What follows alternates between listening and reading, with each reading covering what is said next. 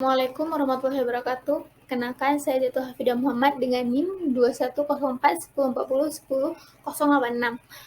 Saya akan mempresentasikan tentang paradigma postmodern.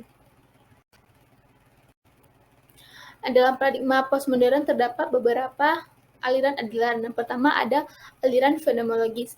Fenomenologis berasal dari bahasa Yunani yaitu phainomon yang artinya tampak dan logos yaitu ilmu yang merupakan sebuah disiplin ilmu yang meletakkan perhatiannya pada studi atas penampakan atau fenomena, akuisisi pengalaman, dan kesadaran. Fenomenologi singkatnya adalah studi mengenai pengalaman dan bagaimana pengalaman tersebut terbentuk. Fenomenologi dalam teori arsitektur muncul sebagai sebuah bentuk atau reaksi, sebuah kritik, dan sebuah reaksi terhadap modernisme. Selanjutnya yaitu strukturalisme. Strukturalisme memusatkan perhatian pada aturan atau kode, kesepakatan, dan berbagai proses yang bertanggung jawab terhadap inteligibilitas. Dengan kata lain, memusatkan perhatian pada bagaimanakah sebuah makna sosial diproduksi. Selanjutnya ada strukturalisme. Bangunan struktural merupakan struktur yang berlaku pada suatu masa tertentu, yakni mengenai struktur sosial yang ada di masyarakat yang melandasi dan menunjang stabilitas masyarakat. Ciri arsitektur strukturalis. Yang pertama yaitu struktur yang dibentuk dari satu satuan bangunan. Struktur yang terbentuk dari kelompok-kelompok bangunan.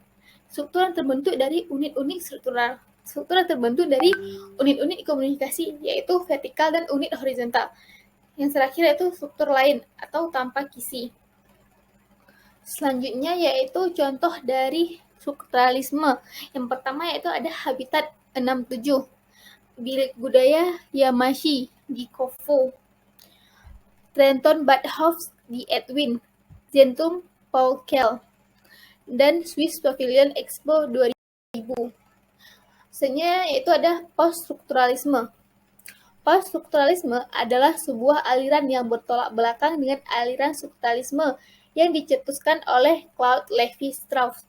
Post-strukturalisme beranggapan bahwa ada hal lain yang kurang diperhatikan oleh masyarakat, yaitu adalah hal-hal yang anonim.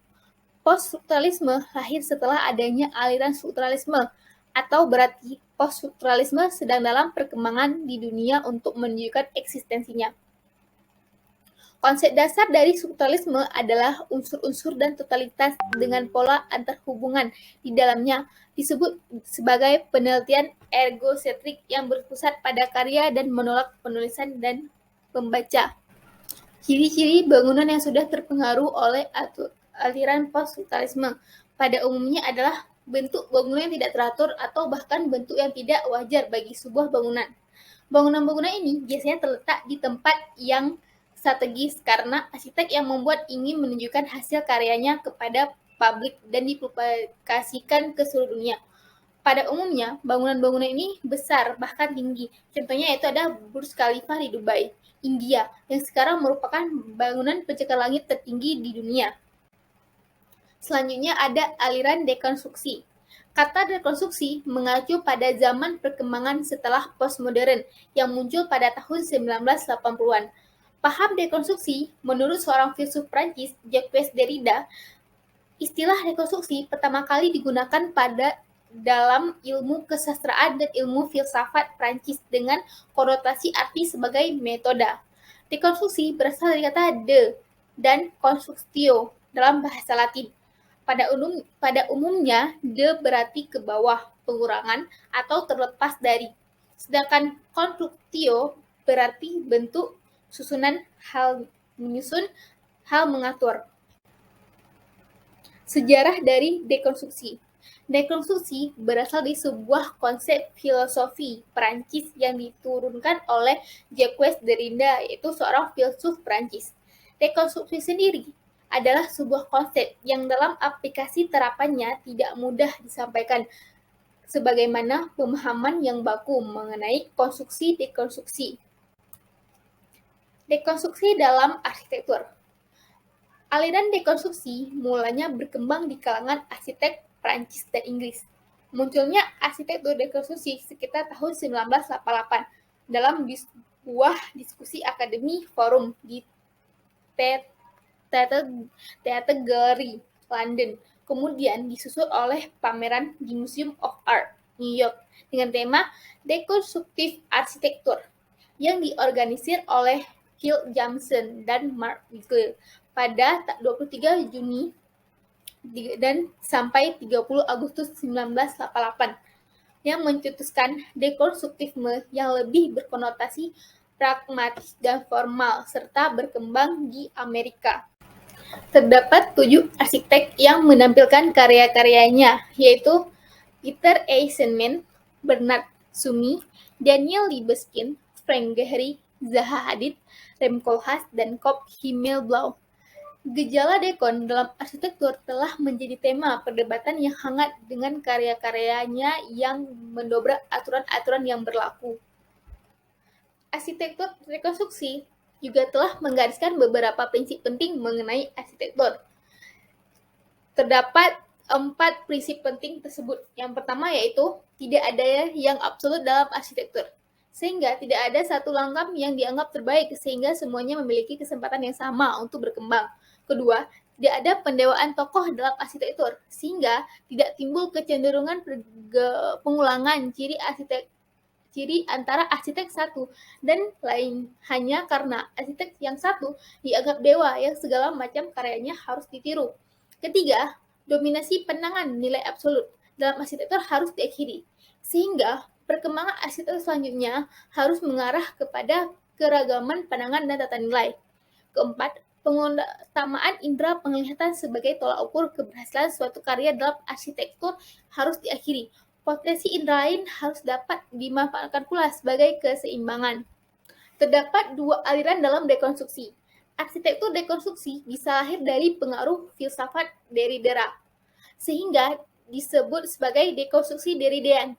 Selain daripada itu, arsitektur dekonstruksi juga bisa hadir sebagai produk pragmatik dan formal yang disebut sebagai dekonstruksi non-derridean yang lebih mementingkan estetik.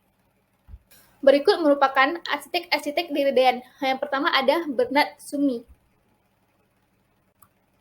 dengan contoh karyanya yaitu Per the Village. Menurut Sumi, tujuan dari taman adalah menciptakan ruang sebagai tempat untuk melakukan berbagai kegiatan dan interaksi, daripada mengadopsi taman konvensional yang hanya untuk relaksasi dan memanjakan diri. Karya selanjutnya ada yaitu Florida University Architecture. Arsitek selanjutnya yaitu Kop Himmelblau adalah dengan karyanya yaitu The Tower of Built and Open Architecture. Kop mendesain sebagai bentuk seperti ini nampak jelas bahwa bangunan ini mampu menjadi landmark yang memancarkan power dan kebebasan penuh dan kreasi yang tampak lepas tanpa ada yang berkesan. Bangunan ini sangat berani dalam permainan olah bentuk, permainan bidang, garis, dan massa. Selanjutnya yaitu ada arsitek-arsitek dengan dekonstruksi non-derridean. Yang pertama ada Frank Gehry, dengan karyanya yaitu Weizmann Art Museum. Ciri dari arsitektur dekonstruksi yang dapat jelas dilihat adalah Gehry menggunakan bentuk-bentuk yang sangat tidak lazim pada bangunan ini dan dapat dilihat dengan kemampuan imajinasi. Weizmann Art Museum seakan-akan dapat berbicara dan mengungkapkan sesuatu kepada yang melihatnya.